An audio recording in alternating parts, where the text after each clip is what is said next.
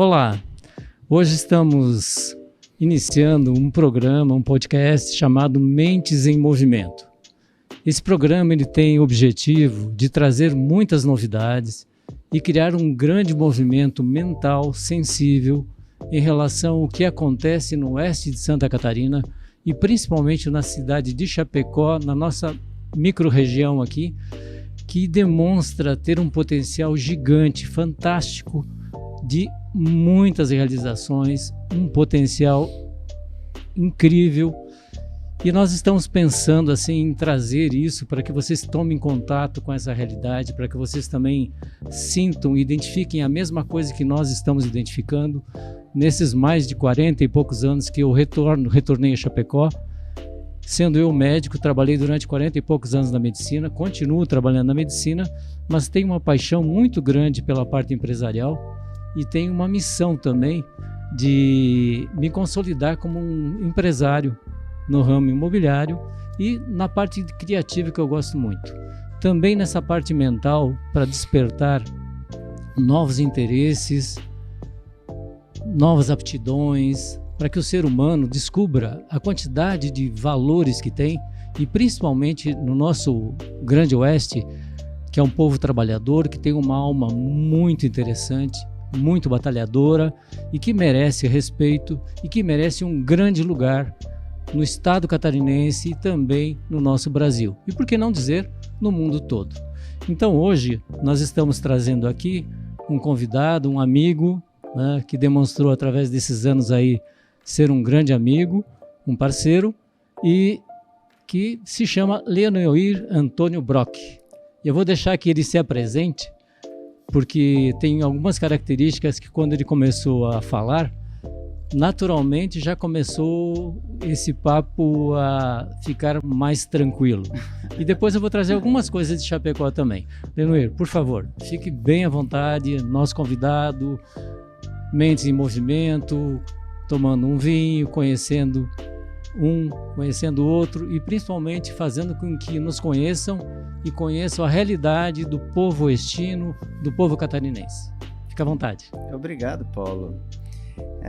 Primeiro, parabéns. Eu acho que essa iniciativa é muito boa, né? Merece uma homenagem, porque eu falo sempre que o oestino, pela própria simplicidade e às vezes timidez, não fala de si, né? E nem se apresenta como alguém que realmente mereça isso que você mesmo traz, o respeito não só do povo oestino, mas de todo o estado de Santa Catarina e do Brasil também, né? Eu me chamo Leonoir Antônio Brock, Antônio porque nasci no dia de Santo Antônio e tinha que ter o nome de santo também, né? E aqui no município próximo de Quilombo, né? No ano de 1960, então já faz um bom tempo também, né? Basicamente é um município agrícola, né? Meu pai e família migrou da Serra Gaúcha para cá nos idos de 52. Em 53 eles instalaram uma madeireira que tinha na época, a madeira era queimada, como ainda hoje é no norte desse país, né? Uhum. E a madeira, os agricultores procuravam e pediam pelo amor de Deus para que eles fossem tirar a madeira para poder serrar, né? E foi assim que eles começaram o negócio de serraria e foi até muitos anos, né? A minha família se criou com isso, meus irmãos mais velhos trabalhando também nessa atividade. E eu fui fazer a faculdade de Direito na Universidade Federal do Rio Grande do Sul, me formei em 1986, voltei para Quilombo, com a missão de tocar essa serraria até que desse para parar, e foi assim que aconteceu. A gente tinha lá pelo menos uns 30 funcionários com mais de 20 anos de empresa, e a grande preocupação que eu tinha era como aposentar esses trabalhadores, né? E por conta disso eu comecei então com a atividade na construção civil. O objetivo principal nessa época eu tinha em mente iniciar um trabalho de aposentadoria e depois ir para o direito, que era uma paixão. Eu realmente gosto muito do direito, né? Mas acabei continuando, quer dizer, os meus colaboradores se aposentaram e eu continuei com a construção civil, né? Hoje já não construo mais, mas a gente continua fazendo inspeção de requisitos da qualidade na área da construção civil, usando essa expertise que a gente já tinha, né? 20 anos a mais de ISO 9000, de PBQPH em nível A na construção civil. Então a gente se habilitou porque se sente em condições de operar realmente em Chapecó, como é o Lucache, né? Uma região próspera, né? E constrói muito. Então a atividade da construção civil é uma atividade que move muito a região, né? Muitos investidores da região em Chapecó. Então é uma atividade realmente de construção civil, junto com o agronegócio, com a metalmecânica, enfim, tem diversas atividades que o Oeste é famoso, aliás, no Brasil, né? Porque trabalha, Paulo.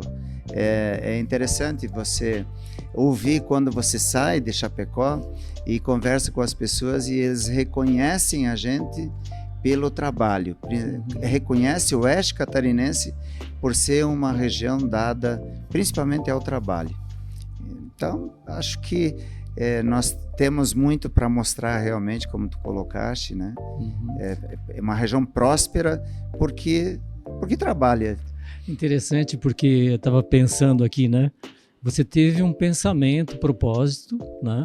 De criar uma condição para aposentar Sim. os colaboradores da madeireira, ou seja, prevendo um ciclo que ia terminando do extrativismo, Sim. que é a base, que foi a base daqui durante muito tempo, né?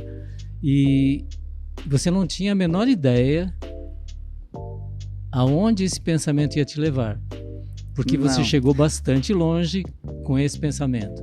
E é interessante que quando se junta um pensamento e um sentimento, a gente ganha muita força, sabe? É verdade, na verdade, eu voltei para Quilombo, né? Lógico, eu nasci, conhecia, já tinha trabalhado, já tinha sido até motorista, caminhoneiro nesse negócio todo, né? E aí chegou um momento, peraí, eu não vou ser caminhoneiro a vida inteira, preciso fazer um curso superior, era apaixonado por direito, então fui para Porto Alegre na época, né?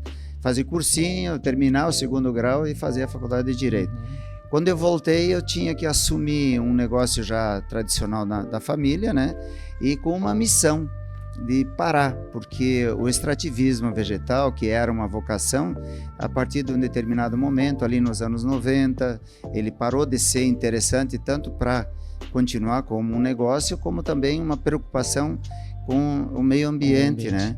Então, em 1993 já a coisa foi parando e eu tinha aí um prazo de 6 a 7 anos para parar uma atividade, extinguir aquela atividade, mas ao mesmo tempo a minha preocupação de fato era o que fazer com todos aqueles veteranos, né? Muitos era o primeiro emprego, inclusive, né? Todos já, a grande maioria já tinha mais de 55 anos de idade, né? Só sabiam fazer aquele trabalho. Então a construção civil se adaptou direitinho, deu para encaixar todos eles nos mais diversos setores da construção civil. E aí foi assim que aconteceu, se aposentaram e eu continuei. Que maravilha, né? Então é interessante verificar assim que um bom propósito, de certa forma as leis universais, ou seja, nos ajudam nessas situações. Eu recordo da minha trajetória também, bom, eu não falei, mas assim, eu sou médico, né? Trabalho aqui há mais de 44 anos, nasci em Chapecó, saí para estudar fora também, no meu caso fui a Curitiba e retornei. E o motivo de eu me tornar médico, sempre quis ajudar, né? Mas dois motivos. Um deles é quando eu cheguei num determinado período em casa, eu estudava no Bom Pastor, eu acho que eu não fui bem na aula de matemática, não recordo se era matemática, mas sei que eu cheguei em casa, devia ter uns 7 anos, alguma coisa assim, mas brabo, né? Nervoso. Tava meu pai e minha mãe. E eu cheguei assim, disse, olha, eu nunca mais vou voltar pro colégio. E olhando os dois, assim. E ao contrário do teu nome, que é Antônio, né, o meu segundo nome é Roberto. Só que quando a minha mãe me chamava Paulo Roberto, normalmente o Roberto sentia dor. Então, eu criei um trauma com o Paulo Roberto. Algum chinelo vinha. Vinha. E aí, naquele dia, meu pai estava tranquilo, meu pai nunca teve nenhuma atitude dessas comigo.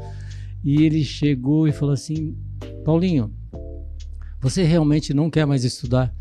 E eu Me lembro que eu fiz assim, eu digo, não quero, não vou mais.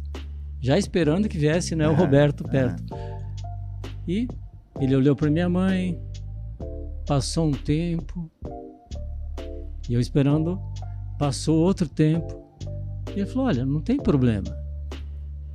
Nós estamos falando lá em 1960, 62. Ele virou para mim assim, olha, Paulinho, fica tranquilo, Chapecó está crescendo, existem várias profissões que são necessárias, e ele citou umas 4 ou 5. Conforme ele foi citando as profissões, dentro de mim veio um pensamento propósito. Essa eu não quero, essa eu não quero, nessa nem pensar, não de jeito nenhum. Fui me retraindo, fiquei quieto, nunca mais falei em deixar o colégio. Então esse foi um fator na minha vida que foi preponderante, porque eu queria ser algo mais do que aquelas 5 profissões que ele tinha manifestado. E numa outra ocasião, ainda menino também, para a gente descontrair um pouco, eu e o meu amigo Chico, aqui na antiga rodoviária, nós estávamos caçando rã como meninos, na mesma faixa etária, assim, faixa de 9, 10 anos, e ele pegou uma rã touro, aquelas rãs, né? E ele pegou e aquela rã que estava começando, queria apertar os dedos dele, e ele falou, Paulo, corre buscar no paiol lá um fio para a gente amarrar essa rã, e eu fui. E tinha um portão, e esse portão tinha um prego. E eu empurrei o portão e deixei o braço. E o braço abriu assim um espaço razoável, com aquela gordura amarela. E 2 vasos assim. Hoje eu sei que era uma artéria e uma veia, né? Artéria pulsando e a veia. E eu olhei para aquilo, fiquei pensando, digo, eu vou apanhar um monte, né? Não senti dor, porque se eu chegasse em casa chorando com aquilo ia ser muito complicado. Cheguei em casa com aquele negócio assim aberto e tal. Minha mãe me levou no hospital na época, o filho do Dr. Rubens aqui do hospital deu os pontos e tal. E aquilo foi um fator decisivo para mim escolher medicina. Olha só. Então são determinadas situações que ocorrem na nossa vida que acabam sendo preponderantes, ou seja, eles são pilares que direcionam, né? Tanto coisas boas quanto às vezes algumas coisas que não tão boas, né? Mas estou trazendo isso só para a gente começar um pouquinho da história, com um pouco da história e também trazer um pouquinho da história de Chapecó, né? Estava vendo aqui, como eu ia conversar contigo, e você tem muitos elementos aí do desenvolvimento da região que vai acontecer no futuro. Estava vendo que a nossa região aqui foi em 1920, nós tínhamos 11.315 habitantes. 1920. Aí na sequência, em 1917, no caso foi a emancipação, e tinham 2 companhias colonizadoras aqui, na verdade eram juntos, né? O Coronel Ernesto Francisco Bertazzo, os irmãos Agilberto Atílio e Manuel dos Passos Maias. Então eles ganharam e compraram muitas colônias. A imensidão de terra que eles tinham aqui era um negócio gigante. E depois eles separaram. Aí ficou toda que nós conhecemos aí, Campina do Gregório, Fazenda Rodeio Bonito, enfim, todos esses aspectos. Para dizer que de alguma forma isso começa. E começou com o extrativismo. Eu recordo quando a gente ia para o colégio no São Francisco, à época, tinha pinheiros, né? Tinha muita coisa, tinha muita geada. À época também se usava um sapato. A minha nona, a minha avó, que eu gostava muito dela, colocava um jornal, colocava um pouquinho de graspa no café, porque era muito frio. Eles vão lá, nós morávamos pertinho, umas 5, 6 quadras. Muito bem, gente, mas só para a gente fazer Já tinha que chegar bêbado na escola. Tinha que chegar meio preparado, porque o assunto era muito frio. Era muito frio a época mesmo. Muito frio mesmo, né? Eu recordo desses episódios. A região era, de fato, mais fria do que é hoje. Isso. Né? Então, Brock, me conta uma coisa.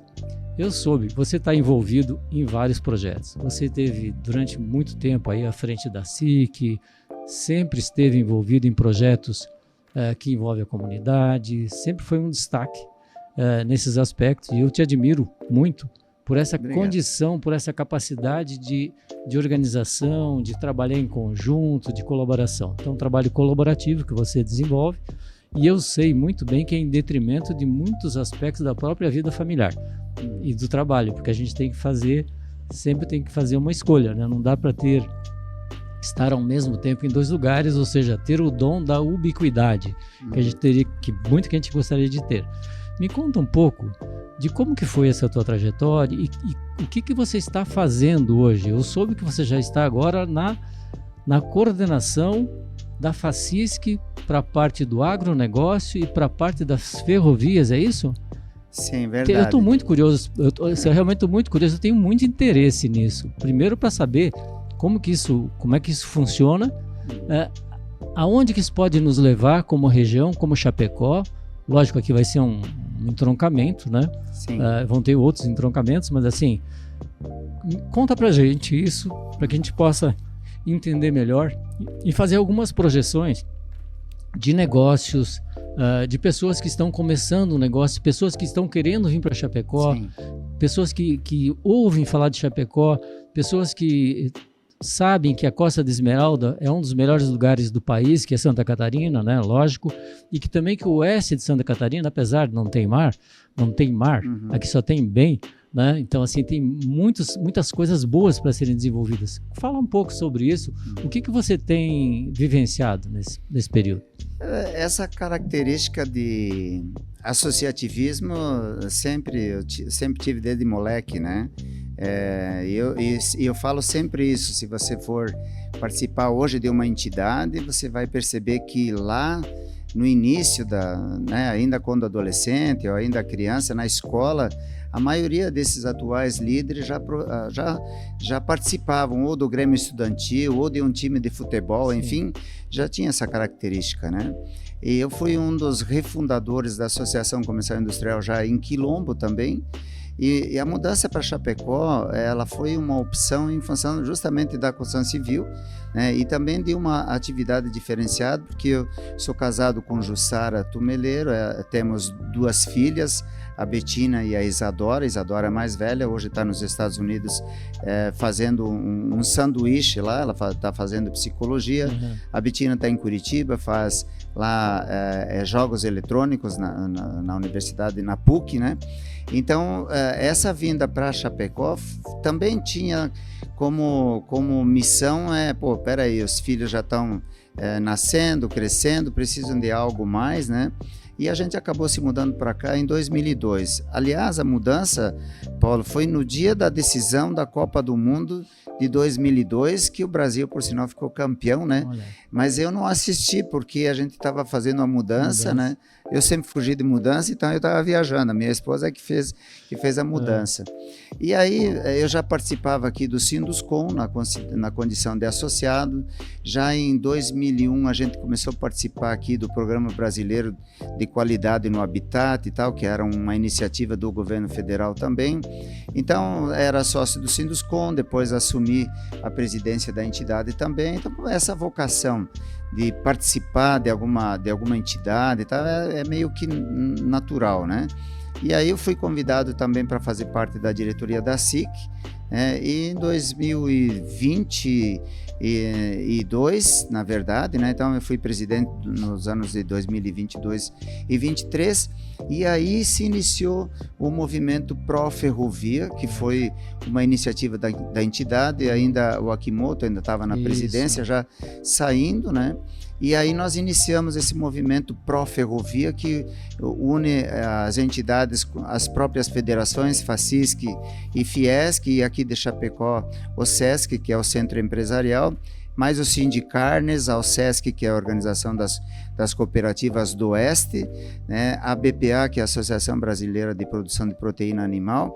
Enfim, essas 8 entidades acabaram criando um fundo para justamente pagar um estudo de viabilidade técnica, econômica e ambiental para trazer uma ferrovia para a região. Por quê? Porque o oeste de Santa Catarina é um grande consumidor de grãos. Nós consumimos aqui hoje passa de 7 milhões já de toneladas de grão que a gente consome. E nós produzimos menos de 2 milhões de toneladas de grão. Nós produzimos até perto de 2 milhões de toneladas, mas mais de metade disso é derivado para silagem, para a produção de leite. E então a gente sobra muito pouco de milho, principalmente, que é utilizado para ração, né? Isso falando somente da agroindústria, né? Então a ferrovia, ela é uma opção para manter a indústria no oeste, para manter a indústria no estado de Santa Catarina viva, obviamente, né? Então nós precisamos uma solução para manter a competitividade do agronegócio aqui no oeste catarinense. E aí esse movimento inicia, né, lá no final de 21, começo de 22. Eu recordo, a gente estava lá Estávamos juntos sim. na SIC, né? Recordo. Uhum. Esse movimento foi ganhando corpo, né? Hoje mesmo eu brinquei com o grupo, né? Porque é tanta necessidade que a gente tem de estar se reunindo, discutindo, que tem horas que dá um gelo, né? Eu me preocupo porque eu sei que a história de que a gente reclama de ferrovia já faz 40 anos, né? Isso. Mas eu sempre digo, né, Paulo? Nós reclamávamos para nós mesmos. Então não adianta a gente reclamar inclusive, né? Nós temos que parar de só reclamar e fazer alguma coisa. Então quando surgiu esse estudo, surgiu aí a possibilidade aí no final dos anos de 21, com a quebra do marco regulatório das ferrovias, que transferiu para a iniciativa privada o interesse e também o direito de investir em ferrovias. Explorar isso. Exatamente. Aí passou a possibilidade de que houvesse a exploração pela iniciativa privada, e o regime é de fato de exploração por 90 anos e pode ser renovado por mais 90, né? E até eu brinco, né, Paulo, que infelizmente a gente não vai estar aqui para ver a renovação, né? Mas seguramente nossos filhos, os netos, os filhos dos outros chapecoenses da região vão estar. Isso aí vai ser muito tranquilo. Sim, não, e esses números são robustos. Então, quando a gente vai, inclusive essa semana mesmo, nós estivemos em Brasília falando lá no Ministério da Agricultura e no Ministério de Transportes sobre o porquê de a gente lutar tanto e estar defendendo tanto a vinda de uma ferrovia para o sul do Brasil. Eu não falo mais no oeste catarinense, porque nós sabemos que o sul precisa realmente dessa modalidade de logística para poder se manter vivo. Então, como nós temos essa vocação dada ao trabalho, né? Você pega o oeste do Paraná, o Mato Grosso do Sul, o oeste catarinense, o estado de Santa Catarina, né?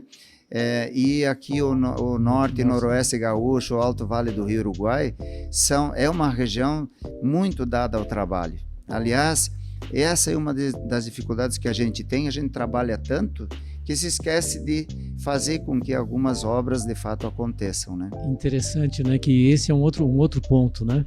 Como você falou, a gente fica reclamando para a gente mesmo e se esquece, ou seja, nós temos que recordar que nós temos um potencial muito grande, que nós geramos muita riqueza, e essa riqueza vai e ela precisa retornar. Ela tem que retornar aonde foi produzido. Eu tenho assim, eu não sou economista, né? Mas eu tenho dentro de mim assim, que deveria ser um percentual muito significativo que nem sai do lugar onde é produzido. Sim, sim. Deveria ser uma conta inversa, porque hoje sustentamos uma máquina muito grande, pesada, ineficiente, ao passo que se esse recurso, ou parte desse recurso, ficasse para ser feita a gestão na região, nas regionais, onde se produz essa riqueza, nós teríamos lugares maravilhosos, já com soluções na parte da saúde, da educação, porque nós infelizmente, estamos vivendo um momento de grande dificuldade nessas áreas. Sim. Então eu acho bem interessante isso que vocês estão fazendo, acho louvável isso, e eu acho muito interessante também quebrar esse paradigma, ou seja, quebrar essa situação de, por exemplo, não, nós vamos, se me perguntarem, né, vai encontrar alguém na rua, quando é que vai sair a ferrovia no oeste catarinense? É capaz de alguém falar assim, como já me deram uma resposta, nunca, vão ficar esperando, vocês vão estar de barba branca, cabelo branco, e nós precisamos reverter esse assunto. Nós temos esse direito, nós merecemos isso, nós temos que colocar isso nas mãos do Criador nas mãos de Deus, logicamente, eu estava falando sobre isso hoje numa reunião, inclusive na empresa, que a gente deve confiar firme e decididamente em Deus. Sim. Mas a gente deve fazer a nossa parte. Com certeza. Porque se a gente não fizer a nossa parte, Deus está ocupado com outras coisas. A gente tem que garantir que seja assim, ter projetos, fazer o que vocês estão fazendo, buscar com garra, não dar folga, porque de promessa, né, de pregadores, de mesmo políticos, conversa política. Sim. E tudo mais, precisa ter resultado. Né? Eu penso que isso é uma angústia que eu particularmente tenho dentro de mim. Eu penso que muitos devem compartilhar essa situação, mas logicamente dentro da legalidade, mas sim, sempre marcando homem a homem ali, sabe? Não dá para deixar, senão vai ser gol contra, né?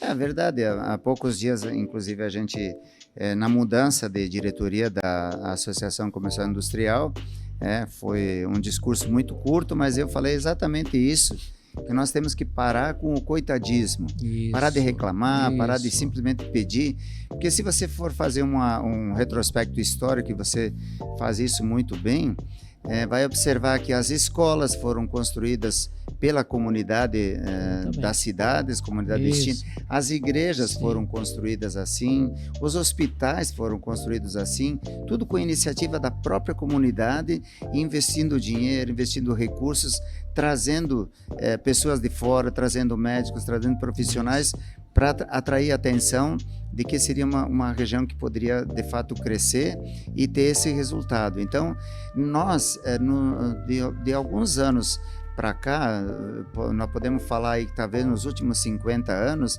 a gente entregou tanto na mão dos governos e dos políticos que a gente os elegeu para que eles fizessem. Então, tá bom, eu vou votar para você, você vai se eleger a prefeito, a governadora, a deputado, vai lá e faça. E eles foram, de fato, e fizeram, mas não exatamente da maneira como a gente gostaria, né? Então, hoje, a gente precisa resgatar essa história, porque nós precisamos fazer com que eles entendam que nós precisamos reviver isso e começar a reconstruir. Então, quando a gente fala em ferrovia e as pessoas duvidam, é porque elas esperam que alguém faça. Como a história da duplicação da BR-282, ou as obras que nós precisamos na nossa região, porque a gente não tem recursos para fazer. Mas quando você fala aqui, Santa Catarina tem uma dor muito grande com o governo central, o Brasil, né? Porque o retorno dos investimentos que são auferidos a nível de tributos não chegam a 30%. Não chega a 30%, né? É isso, menos de 30%. Tem períodos aí que não chega a 15%, né? O oeste de Santa Catarina vive mais ou menos uma situação parecida em relação ao próprio estado de Santa Catarina. Então, o retorno que vem para o oeste é bem menor do que a arrecadação que a gente faz. Então, o oeste, né, o grande oeste é responsável por mais de 70% das exportações do estado de Santa Catarina. E nós somos responsáveis por mais de 30% da exportação de carne do Brasil. Então, só isso já seria suficiente para convencer que é importante olhar para o oeste, não para devolver, mas por quê? Nós precisamos manter a nossa economia viva. Sim. E a única forma de fazer isso, antes que o oestino já vá embora, porque ele já veio embora do Rio Grande do Sul. Eu brinco com os amigos gaúchos, né? Já mudem logo para Santa Catarina, porque aqui não cabe mais. Estão lá nas Guianas já. Exatamente. Com certeza. Né? Nós já migramos, muita gente já foi para o Paraguai, muita gente já foi para a Argentina. Então, hoje, o risco não é mais perder a indústria para o próprio Brasil, né, para a região de produção.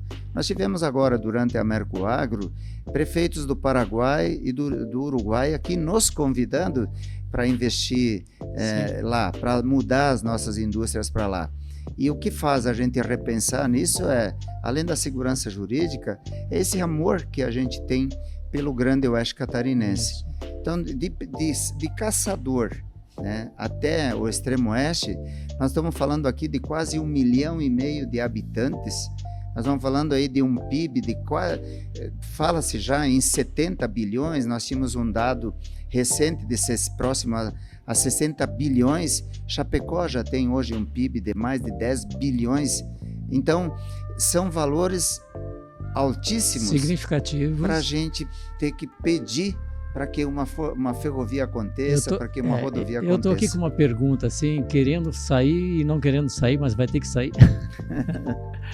No teu entendimento, qual que seria uma solução adequada, equânime, para isso? Porque me parece que existe uma situação assim, que se produz, se trabalha, se paga impostos, esses impostos vão para determinado lugar e deveriam, como essa inversão de valores, né, de percentuais que deveria ocorrer, e ao mesmo tempo se está sustentando um corporativismo que não é só político, ele é político, ele é judiciário, ele é em todas as esferas, em todas as esferas, e isso causa, digamos, cria uma situação, no meu entendimento, né, que não me parece muito justo, né? Qual que seria uma solução? Como que a gente poderia, digamos assim, trabalhar nesse sentido de forma ordeira, de forma legal, né? Para que se pudesse, para que nós pudéssemos viver com mais dignidade, ou seja, para que os nossos filhos permanecessem na região, os filhos dos agricultores permanecessem na região, em que as indústrias permanecessem, que a gente continuasse exportando. Caso contrário, um dia, como nós estamos aqui numa bacia leiteira, né? Daqui a pouco a vaquinha vai secar, né? Então, como fazer para que não seja tão intenso esse apetite? Eu falo de apetite, é um apetite, que é muito fácil, né? Taxar uma coisa, aumentar a taxa disso, aumentar imposto. Se sobrasse para as empresas, parte do imposto que a gente paga já estaria super bom, né? Vamos ser bem, né? Sim, com certeza. Qualquer tipo de ramo aí, né? Certeza. Então, como que a gente poderia fazer isso de forma adequada e que seja algo justo, porque nós precisamos buscar a equanimidade, né? Nós precisamos ser equânimes nos nossos juízos, nos valores, mas também nesses aspectos, né? De chamar a razão, chamar o bom senso, chamar a parte do coração também, porque com certeza todas essas estruturas, empresa não tem coração, né? Há um tempo atrás um amigo meu falou que empresa não tem coração, eu já penso ao contrário. Empresa tem que ter um grande coração e tem que ter uma grande razão também, né? Agora, determinados setores precisam ter um pouco de coração também, sabe? É verdade. Eu tenho uma convicção, Paulo. Eu acho que quando eu falo nesse resgate, falo de resgate de valores, é resgatar também o comando, né? Porque alguém pode entender isso como golpe, né? Porque a gente se doou tanto e deu tanto. Essa é uma palavra perigosa, não pode falar esse tipo de coisa. Não podemos falar nisso, né? Mas é necessário que a iniciativa privada, a gente dividiu isso, né? O poder público e o poder privado. Nós criamos poderes. E hoje o poder público briga com o poder privado. Isso não pode acontecer, porque o poder público é o resultado da iniciativa privada. E o poder público quer queira, quer não, colaboradores pagos financeiramente, com todas as situações, por quem produz. Exatamente. Porque se não tivesse produtores, se não tivesse empresários, se não tivesse quem faz a máquina rodar, não existiria esse tipo de situação. Se não tem quem recolhe, quem trabalha, quem produz, obviamente não vai ter nem quem tenha o que comer, né? Exatamente. Então esse é um ponto que deve ser pensado. E o que se briga hoje é isso. Então eu entendo que se a gente fizer de fato esse trabalho de convencimento, né? E observei essa semana, a gente estava comentando, nós estivemos falando no Ministério de Transportes, falando no Ministério da Agricultura sobre o porquê da necessidade de nós termos ferrovia, isso num prazo de 10, 15 anos. Porque até chegarmos lá, nós temos muita coisa ainda para fazer. Com certeza. Enquanto isso, nós precisamos de duplicação de uma rodovia 282, nós precisamos de uma recuperação urgente de uma rodovia estadual 283, e a gente precisa urgentemente de uma melhoria no nosso hospital regional, a gente tem problemas sérios na educação. Como que nós chegamos a esse ponto? né? De nós termos índices depressíveis, né? Quando a gente fala da educação do brasileiro, do QI do brasileiro, todas essas situações nós poderíamos falar aqui muito tempo a respeito, né? Mas eu acho que assim, nós precisamos estar juntos, estarmos unidos, nós não podemos nos dividirmos regionalmente. Nós trabalhamos pelo Sul, por quê? Porque o Sul é uma grande região que produz muito, mas se uma parte dos tributos que são recolhidos no Sul vai para o Nordeste, ok, tem mais necessidade, vamos ajudar o Nordeste, não, tudo bem, mas para a gente continuar ajudando o Nordeste, nós precisamos de condições para isso. Então, eu falo do Nordeste, né, mas o país como um todo, se pegar hoje Rio Grande do Sul, Paraná, Santa Catarina e o próprio Mato Grosso do Sul, são os estados que têm menos retorno dos impostos que vão para Brasília. Inclusive São Paulo e até o Rio de Janeiro também recebe menos de retorno. Agora, o que se gasta com o poder público, eu acho que precisa ser repensado, não só o quanto se gasta, mas como se gasta. De que maneira os recursos são investidos. Eu acho que muito dinheiro se perde nesse vácuo aí, né? E não vamos nem entrar no ramo de segurança, nos assuntos. Eu gostaria de fazer um pequeno intervalo só para dizer que nós estamos conversando aqui no Espaço Fênix, né? Também que esse podcast são Mentes em Movimento. Eu, pelo menos, estou movimentando bastante minha mente aqui com o que você está trazendo, que hoje nós estamos degustando aqui. Vamos fazer degustando um vinho oferecido aqui pela Gran Cru, um brinde a quem esteja nos vendo, nos ouvindo. Saúde. Né? Saúde, que você seja muito feliz e que tenha essa possibilidade de se expandir também, expandir a mente, né? E o coração. E o vinho ajuda, né? O vinho ajuda, porque dizem que in vino veritas, né? Então isso é um assunto. Nós estamos degustando aqui um vinho cedido gentilmente pela Gran Cru, que é um Chianti clássico da Toscana, italiano, né? Chamado Badiola. Então, saúde. Saúde.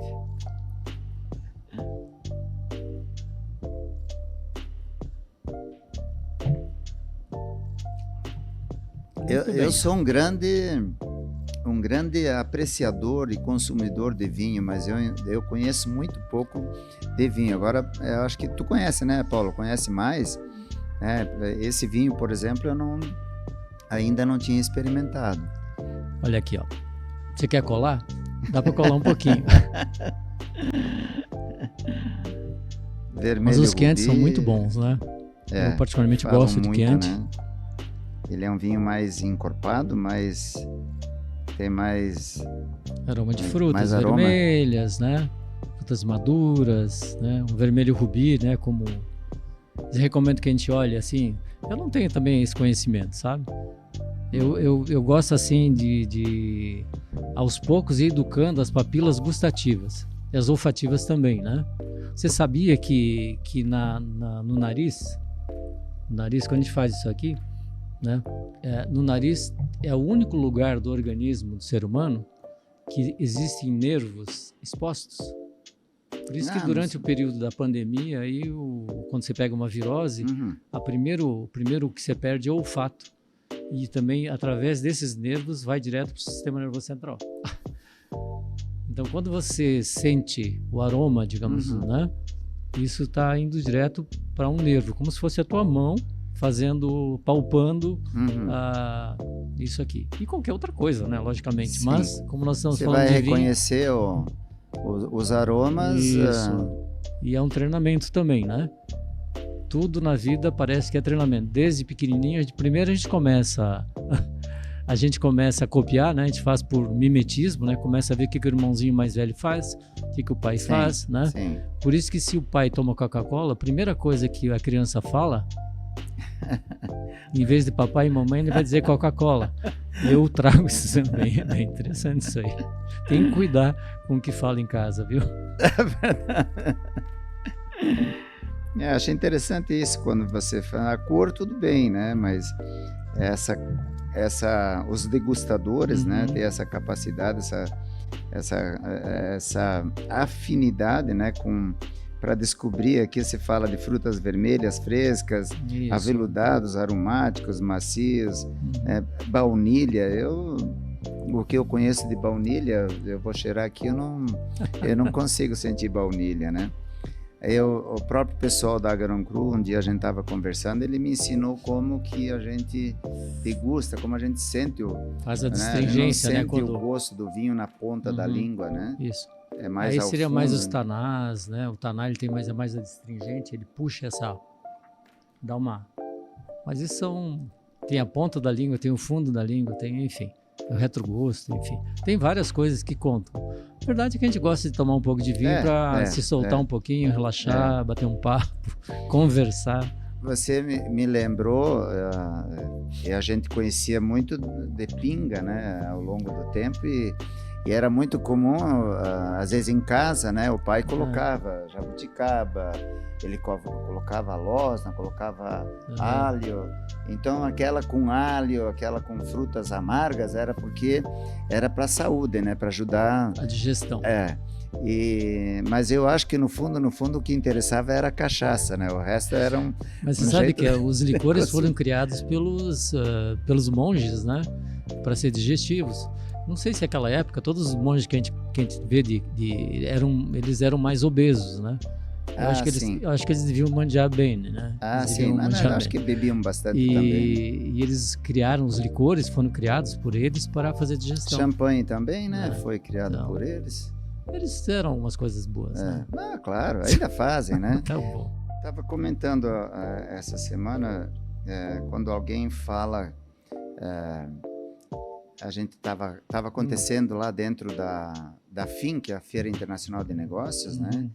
Então nós tínhamos também um encontro da Fiesc, e a comissão de logística da Fiesc estava reunida lá na FIN, e o explanador lá é o Egídio, né, que é um expert na área de logística, né, e ele insistia que a Fiesc não era contra a ferrovia, né, senão, de fato, eu sei que não é contra, mas a gente tem ressalvas quando a gente tem uma preocupação de que nós vamos perder uma parte dos impostos para o Paraná, que se sair a ferrovia Cascavel-Chapecó, ao invés de levar carne para os portos catarinenses, tem uma preocupação que a gente vai levar para os portos paranaenses, para Paranaguá, né?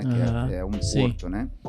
E eu tenho sempre dito que não tem por que a gente levar para o Paraná, projeto mais longo, desde né? que a gente tenha caminho. Sim, lógico. Né?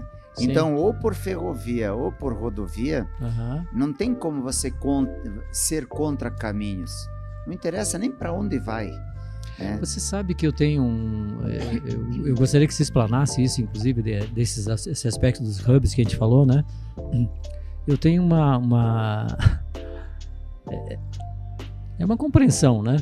A nível de vários aspectos. Eu me recordo quando indo à China, ou mesmo visitando determinados lugares, ou vendo um filme, principalmente aqueles filmes chineses mais antigos, né? É onde tem aquele plantador de arroz que está trabalhando, eles têm aquele chapéu, é semelhante ao que nós estamos aqui, assim, mas um chapéu, aquele chapéu chinês, né? Ele vem até aqui, é como se a gente tivesse com um guarda-chuva, né? E eu acho muito interessante, porque às vezes eu fico falando assim, eu falo para alguns amigos, em algumas situações, em algumas reuniões, eu falo, isso não é a síndrome do chapéu chinês? O que é a síndrome do chapéu? Bom, síndrome como médico, né? Síndrome é um conjunto de sinais e sintomas que determinam uma doença, né? Ou uma situação. A síndrome do chapéu chinês é que o indivíduo só consegue ver daqui para cá. Quem muda o mundo é quem vê daqui para cá. Quem abre. Verdade. Né? Quem consegue abrir a mente, que consegue ver em várias dimensões e não numa dimensão só. Se alguém me desse uma resposta dessa que você acabou de falar, tinha que enquadrar esse indivíduo na síndrome do chapéu chinês, porque só consegue ver a sua realidade ou os seus interesses. E o mundo não é feito para isso. Né? O mundo é feito para muito mais coisas. Então a humanidade vai ter que evoluir muito em vários setores, em vários aspectos, para que a gente possa ter uma qualidade de vida tem muitas situações, muitas faculdades, muitas potencialidades que as crianças ainda não nasceram com essa situação. Sim. Elas vão nascer mais à frente. Hoje nós estamos dizendo que as crianças já nascem com um computador, já nascem com um tablet, já nascem com... Existem, assim, conexões neurológicas, existem conexões de várias maneiras, existe neuroplasticidade, existe uma série de coisas. Hoje, por exemplo, uma criança que tem determinadas situações tipo autismo, ele tem muito mais neurônios do que uma criança normal. Muito mais neurônio. Tem 90 e poucos bilhões de neurônios, é um negócio gigante. Você falou do PIB, né? E você vai falar números agora. Se a gente for falar da nossa mente, sabe, da mente, só da parte cerebral, não estamos nem falando da mente, porque a mente não tem... A mente ela pode ficar fora da nossa caixinha, né? Por isso que de vez em quando o pessoal fala, vamos pensar fora da caixa? Talvez pensando fora da caixa a gente vai achar soluções que esses que estão usando o chapéu chinês não conseguem enxergar. Verdade. É um desafio. Vamos criar esse conceito aí do chapéu chinês? Nós temos um hábito, inclusive, não é um hábito, nós concordamos, né? Não só no Brasil, nós não temos essa capacidade, essa competência para aproveitar quem não usa o chapéu, quem não usa esse chapéu limitado, bitolado, né? Isso. Que ele tenha a oportunidade de aproveitar mais do seu potencial, do seu conhecimento, fazendo algo diferente. Por isso que as mentes mais brilhantes estão fora, né? Exatamente. Elas estão voltando. Esse é um dos problemas. Por isso que nós temos que criar situações aqui para que as mentes brilhantes, ou as mentes fora da curva, ou as mentes pré-claras, fiquem aqui e produzam aqui.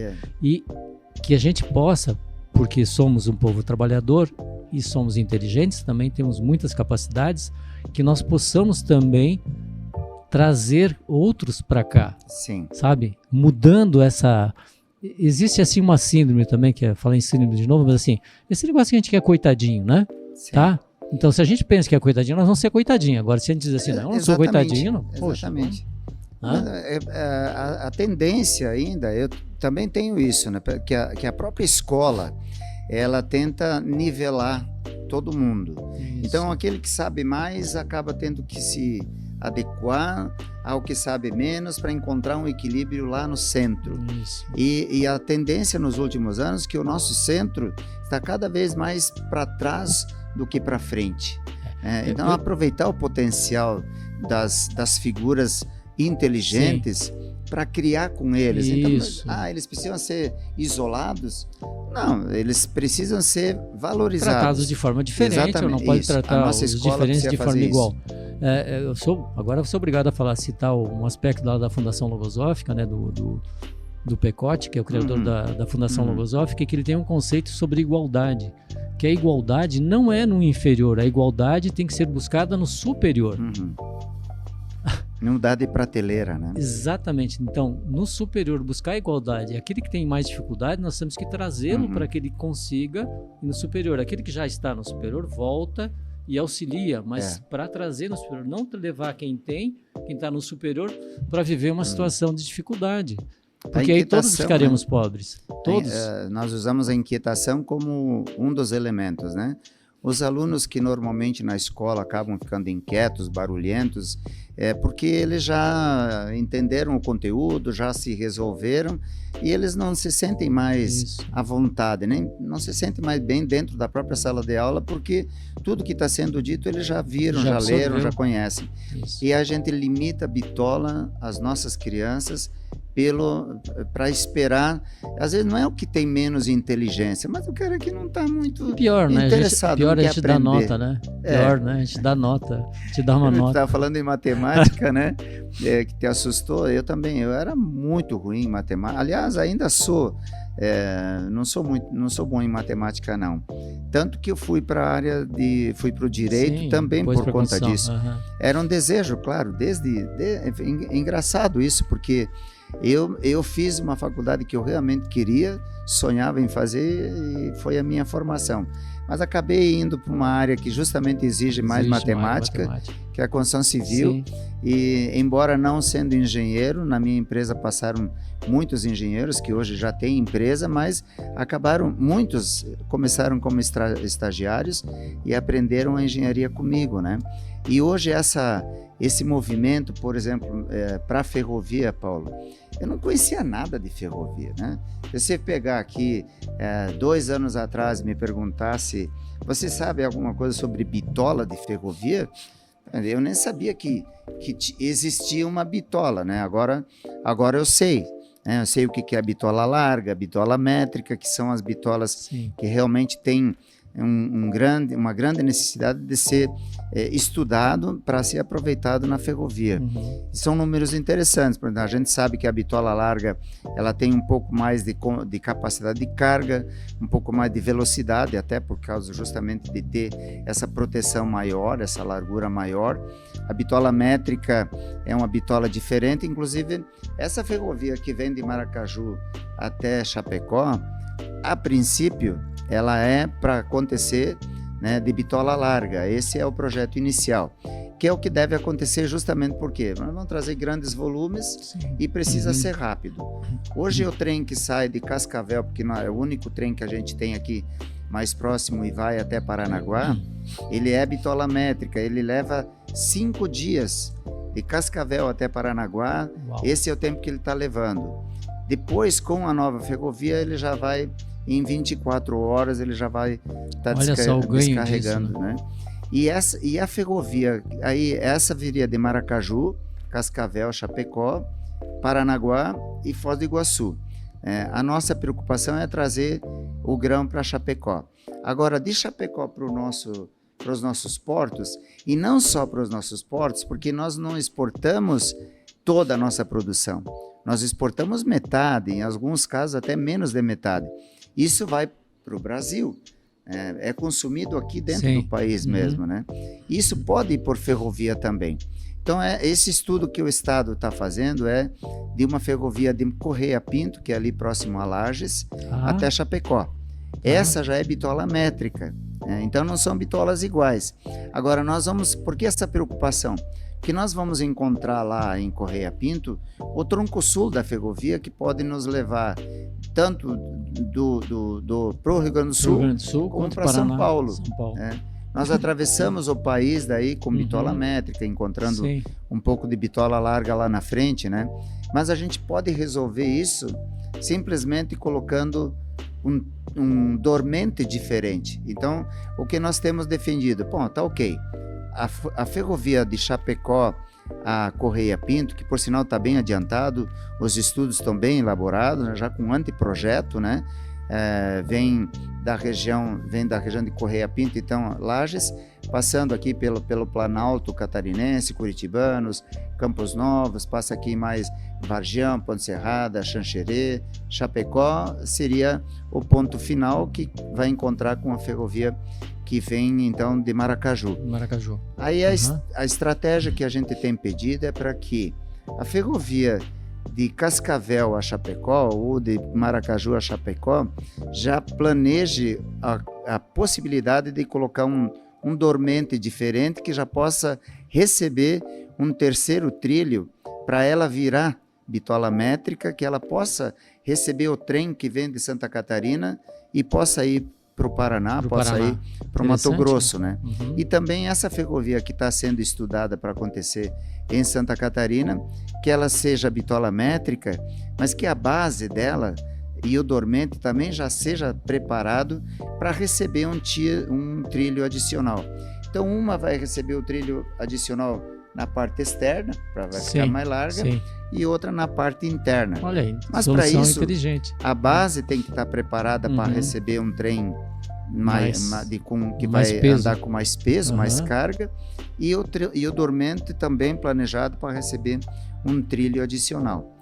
Então são oportunidades que, se 2 anos atrás a gente falasse em ferrovia, além das pessoas não acreditarem, elas iam, isso aí não...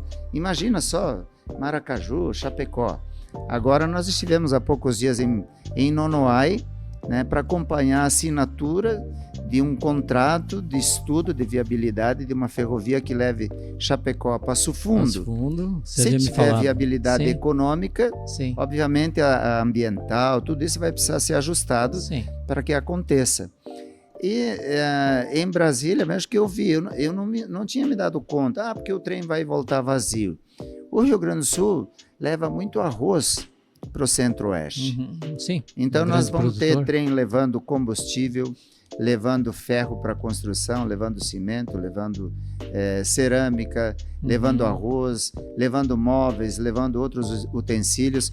O Rio Grande do Sul é um grande produtor de máquinas e equipamentos para agricultura.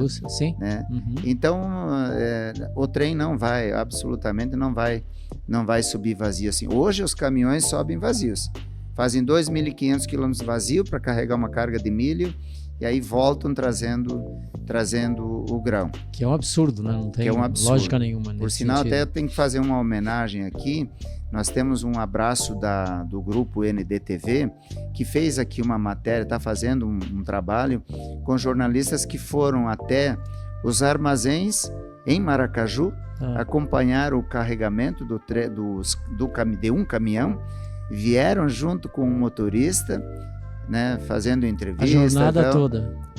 Toda a saga da viagem foi acompanhada por repórteres e todas as quintas-feiras, tem mais 2 quintas-feiras ainda para acontecer, eles estão mostrando essa história, vindo lá o grão então do norte, o que acontece, né, do Centro-Oeste, o que acontece durante a viagem de um motorista para chegar até no Oeste Catarinense. Então, uma outra coisa que eu tenho defendido, Paulo, é que se pegar o que nós consumimos hoje, somente no Grande Oeste Catarinense, e somar o que o Rio Grande do Sul consome só até a região de Passo Fundo, nós vamos logo para 10 milhões de toneladas por ano. Só isso já viabiliza uma ferrovia. Somente com grão. Agora, tu imagine todo o restante. Sem falar o restante. Agora, pensando, né, e vendo essa explanação sua, é uma coisa vital. Né? É um organismo que precisa levar oxigênio para todos os lugares, né? Coração, pulmão, enfim, todos os lugares. E como que vocês pensam, colocando um pouquinho de pimenta, porque tem que pôr um pouquinho de pimenta, sem pimenta não, né? Como que vocês estão pensando, como que vocês estão estruturando para desarticular de certa forma, os lobbies existentes ou as reações, vamos chamar de reações, vamos chamar de lobbies, as reações existentes que já estão bem ajustadas para que isso se torne uma realidade, porque isso é uma maravilha para a região, é muito bom para o país, né? O que vocês estão pensando? Já tem alguma coisa nesse sentido? Ou nós vamos ter que pegar pegar assim os nossos representantes, né? E começar a conversar um pouquinho mais de perto, ou a gente vai ter que criar outras situações através das associações, fortalecendo, como você falou. Eu não entendo muito bem desse assunto de associações, mas você já me explicou umas 2 ou 3 vezes, né? Fortalecer mais isso e simplesmente chegar e dizer assim, olha, nós queremos isso. Exatamente. Nós somos isso e nós queremos isso, nós precisamos disso. É uma questão de sobrevivência. Sabe? E não ao contrário. Sabe? Não ao contrário. Você falou do hospital regional, agora depois a gente volta, né? Vamos voltar aqui. O hospital regional tem uma solução muito simples, no meu entendimento. Eu, na época que fazia medicina no hospital, na Universidade Federal do Paraná, no Hospital de Clínicas, sempre tinha um hospital excelente à época, ainda é, e aí se criou lá se criou um andar inteiro de atendimento privado. Aquele andar inteiro de atendimento privado, ele dava sustentação para muias coisas. Eu sugeri várias vezes aqui no Hospital Regional, eu falei, criem uma ala, 2 alas agora que tem essa... As pessoas que têm recurso não precisam sair de Chapecó, às vezes o Hospital da Unimed está lotado, às vezes não consegue ir para São Paulo, enfim... o ramo da medicina, ou seja, a equipe médica hoje em Chapecó está muito capacitada, muito capacitada. E o hospital regional, apesar de todas aquela situação que existe ali na entrada do hospital, né, muito por falta de orientação do que propriamente por outras coisas, poderia ter um ganho substancial simplesmente transformando 1 ou 2 andares em determinadas especialidades sendo pagas.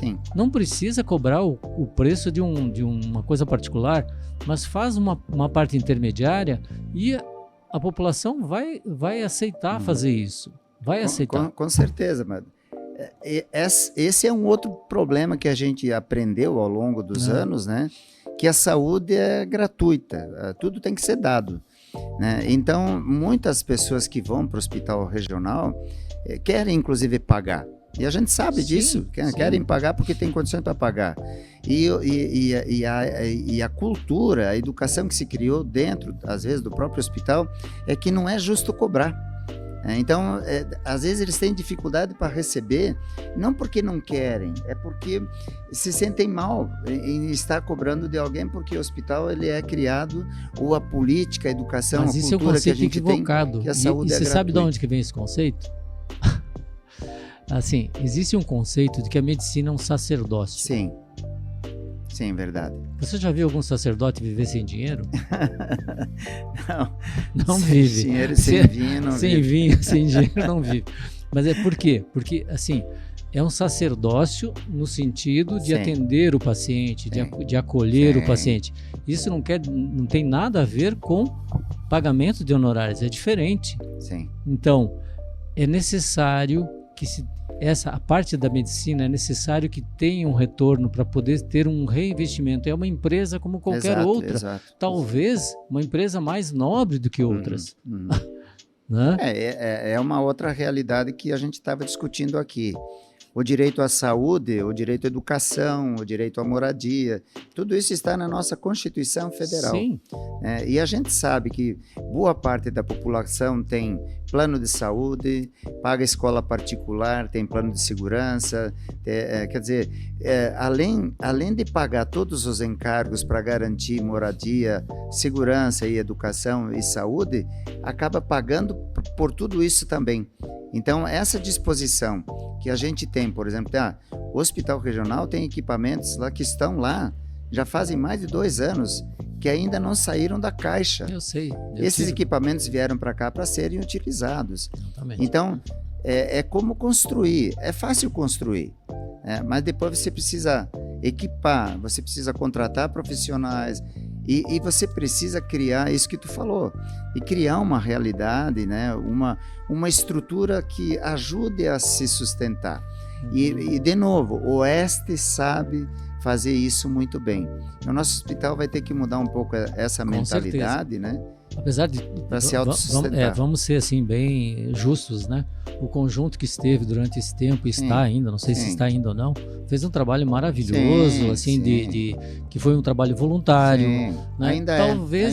Talvez não devesse ser voluntário, sabe? Talvez eu tenho um conceito assim que posso estar falando uma bobagem, né? Mas não é bobagem, não, porque é bem amadurecido esse ponto. As pessoas deveriam ser contratadas, sabe? Mas esse voluntariado, ele diz respeito às entidades de gestão ali, de conselheiros, tudo, né? De conselheiros, mas deveria, assim, por exemplo, contratar um CEO, por exemplo. Você tem essa missão, o hospital está dessa maneira, a empresa está dessa maneira. Tua missão é isso. Você conseguindo fazer isso, está tudo ok. Você não conseguindo, você já deixou aqui assinado a sua renúncia e vamos buscar outro. Talvez até isso poderia ser aplicado no futuro em políticos. Sim. O senhor vai ser vereador durante tanto tempo, o senhor vai fazer tal coisa, se o senhor conseguir fazer isso, o senhor vai ser deputado estadual, deputado federal, muda tudo. Daí muda fazer tudo. Voluntariamente ou não, continuar recebendo? Pago, mas assim com uma missão. Você tem essa função, essa missão durante tanto tempo. Se você conseguir ter tal resultado, você vai ter isso. O que precisa talvez falta isso. Você dá uma meta, você dá uma missão. Isso. É quando a gente fala, nós queremos a duplicação da rodovia 282. Quem é que está disposto a fazer um sacrifício, né, fazer uma aposta? Se não sair a 282, eu vou de chinelo de Florianópolis até Chapecó, ou uma aposta se sair ao contrário, né? Mas essa capacidade de doar-se tanto a ponto de arriscar, sabe? De realmente brigar para que as coisas aconteçam. Nós perdemos um pouco dessa energia. Quer dizer, brigar no bom sentido. Mas quando nós vamos defender interesses, principalmente da comunidade, Daí mas a gente tem porque vontade. estão trabalhando para nos retirar a capacidade Exatamente. de reação, Sim, a capacidade de nos indignarmos perante algumas coisas que estão erradas. sim. Agora, quando você fica indignado com uma situação, não quer dizer que você vai pegar e vai brigar. Não. Quando você identifica uma situação que te deixa indignado, você deve usar, no meu entendimento, essa reação, essa força instintiva, porque é uma força, né, muito grande. Você deve usar ela para movimentar a tua inteligência, movimentar a tua vontade e os teus sentimentos para encontrar uma solução e construir, como vocês estão fazendo na parte do cooperativismo, com a infraestrutura, para achar uma solução para que a gente possa ter à frente, né, uma condição muito melhor, não querendo que a Europa não se mantenha como está, como era, digamos, não como está, como era, né? Como está não deve ficar, né? Como era, mas que nós possamos ser um futuro da humanidade nessa parte aqui, um futuro digno, porque nós temos essas condições. Eu acho que sim, sabe? Seremos. Mas temos essas condições. Então o que a gente deve fazer para isso? Esse é um desafio. Por isso que a gente está aqui pensando e movimentando a nossa mente aí nesse sentido. Muito bom. Eu acho que números são coisas que convencem. Eu estava até comentando contigo, né? Se você pegar, por exemplo, tem aqui o Oeste, né? Nós temos, falando em quantidades, né, do plantel que a gente fala aqui, anualmente, nós temos, aqui na região, nós temos 19 mil propriedades rurais de avicultores e suinicultores, além de 24 mil criadores de bovinos de leite. O volume anual de animais criados, processados e industrializados, olha só, presta atenção, 4 milhões de frangos e 34 mil suínos são abatidos diariamente. Diariamente. Isso são números astronômicos, né? Isso representa 1 bilhão de aves e 9 milhões de suínos por ano. Então, quando você começa a falar desses números, aí você vai, compara, nós hoje, diariamente, de Chapecó, em direção aos portos, saem mais de 350 caminhões levando containers diariamente. São mais de 90 mil containers por ano que vão aos portos catarinenses. Então, agora, nós do Oeste nem conhecemos o presidente do Porto de Itajaí, do Porto de Navegantes, do Porto de Itapoá, né? Nós estamos falando, nós somos concordes a uma ferrovia que ligue o Porto de Itapoá até o Porto de São Francisco, Navegantes, porque a gente acha que é interessante ter uma ligação também férrea ali dentro, entre os portos mesmo, além da cabotagem que é feita naturalmente. Nós estamos exportando arroz para o resto do país, inclusive hoje vindo do Rio Grande do Sul, por cabotagem até o Porto de Itajaí, lá é carregado em caminhões para ser distribuído para o resto do país. Então, olha só quanta coisa a gente faz, né, para que esse grão chegue até a casa do consumidor. Então, quando a gente fala em ferrovia, não, quem vai se beneficiar é o agronegócio, são os grandes empresários. Gente, quem vai se beneficiar é o consumidor. É o povo todo, né? Porque nós vamos ter condições nós gastamos aí então de 6 a 7 bilhões por ano em frete, né? São mais de 5 mil caminhões diariamente, veículos diariamente nas nossas rodovias, só atendendo o agronegócio, né? Então, esses números falam, não é possível que a gente tenha todos esses volumes acontecendo diariamente. Aí você pensa numa 282, que foi implantada nos anos 70. Nos anos 70, qual era o veículo mais interessante que a gente tinha, ou mais rápido? Consegue lembrar? Já tinha Corcel, era Fusca, uma Kombi, um Jeep, uma Rural. Você ficasse ali na margem da 282, tu ia assistir um veículo passando a cada 10 minutos, talvez, em alguns lugares, né? Não dava para pedir carona porque não passava quase carro, né? Embora que quem passasse necessariamente carregava, né? Mas enfim, e essa rodovia é a mesma. Nós vamos do oeste, do extremo oeste de Santa Catarina até os portos catarinenses, na mesma rodovia dos anos 70. Então, eu estou falando aqui de mais de 50 anos a mesma estrada. Você está trazendo um aspecto assim, contra fatos, não argumentos. Né? Exatamente. Como é que responde a isso? Porque nós não fomos mais fazer. É por isso que eu digo que tem que parar de reclamar e nós temos que começar a fazer. Então, por exemplo, como discute ferrovia hoje? Porque a iniciativa privada se juntou e pagou um estudo de viabilidade. Eu tenho proposto que a gente faça um estudo de viabilidade da duplicação da 282, de Chapecó até o trevo da 153 em Irani. Se der viabilidade econômica, ambiental e social, não tem por que alguém não privatizar essa rodovia e vir explorar. Com certeza. Brock, nós estamos aí no nosso horário, tá? Nós temos um horário também. Ainda bem, né? Foi um papo muito agradável, né? Acho que a gente pode degustar um pouquinho mais de vinho, tomar uma água, depois a gente continua batendo um papo. Foi uma experiência muito rica. Eu particularmente aprendi muito, espero que todos vocês tenham aprendido também, assim, em muitos aspectos.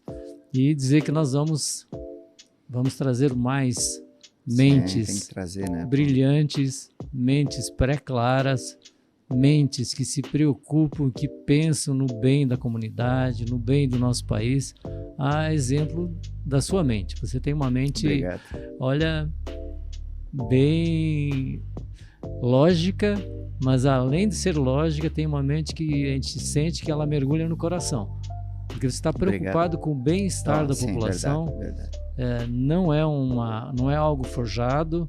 A gente sabe quando é natural, quando algo é natural, sabe? Eu, na minha trajetória aí de tantos anos como médico e como estudando a psicologia humana e a parte psicológica e espiritual do ser humano, há mais de 30 e poucos anos, dá para conhecer bem esse tipo de situação. Eu fico muito feliz de você ter aceito o convite e gostaria que você deixasse aí um recado aí para todos aí, para que desfrutem dessa atividade. Eu agradeço muito, Paulo. Eu acho que é uma excelente ideia, a oportunidade de trazer para as pessoas o teu conhecimento, divulgar isso, né? A gente precisa ter, às vezes, se dá esse tempo para transferir, para transmitir para as pessoas algo de importante, algo de bom que a gente saiba e conhece. Nós não precisamos guardar para nós, né? Então, quando você fala, por exemplo, eu não vou ganhar nada com todo esse movimento que a gente está fazendo, como temos muitos amigos envolvidos diretamente nesse processo, entidades que querem pensando como os nossos antepassados fizeram, né? Muitos morreram tentando construir uma estrada, tentando construir um hospital. Então, qual é o legado que nós vamos deixar para o nosso futuro, para as nossas crianças, né? O que nós vamos efetivamente deixar? Então, nós não precisamos ganhar, não. Eu acho que, ao contrário, a gente ganha, sim, fazendo isso, porque é um prazer. Acho que a gente não faz isso porque quer algum benefício. O benefício, ele é natural. É como quando você conduz alguém, né, um filho, alguém que você resolva adotar para colaborar, para socorrer, para ajudar, você está fazendo porque é bom para ti. E isso sai naturalmente, né? E esse podcast eu acho que é uma excelente ideia, uma oportunidade de fazer gratuitamente e transferir esse conhecimento. E ao mesmo tempo, para quem está nos acompanhando, né? Eu acho que é uma oportunidade não só de aprender, mas em conhecendo, cobrar, sugerir, melhorar, criticar, porque a gente sabe fazer isso, né? Sabe absorver as críticas e levar para frente também. Nós vamos aproveitar essas críticas e levar lá para frente, né? Então eu só quero agradecer, obrigado pela oportunidade também de estar aqui com vocês, degustar esse vinho, né? É uma alegria grande, muito obrigado. Te agradeço muito e dizer assim que esse espaço vai estar disponível, né? Sempre vai estar disponível, Espaço Fênix, as mentes em movimento, e principalmente para que se construam novas sinapses. Ou seja, nós estamos falando muito de ferrovia hoje aqui, né? Mas existem muitas estradinhas, muitas ferrovias que a gente precisa criar na nossa mente. sabe? Para que a gente não sofra da síndrome do chapéu chinês, né? E que a gente não imponha isso nas nossas crianças. Para que a nossa juventude possa pensar fora da caixa, para que possam criar, né? Que possam desenvolver assim, as sinapses que a gente tem, se eu não me engano, 4 trilhão de sinapses possíveis, são praticamente 90 bilhões de neurônios disponíveis que a gente vai usando conforme a necessidade. Então é um espetáculo maravilhoso. Parece que é semelhante à Via Láctea, o trem que acontece aqui dentro, sabe? Enquanto a gente está pensando, exercitando. Muito bem, te agradeço e agradeço vocês pela paciência, pela tolerância, né? Tô vendo aqui que quase ninguém dormiu. Nós não dormimos, né? Não. Tá bem. Um abraço a todos. Um abraço aí. Tchau, tchau.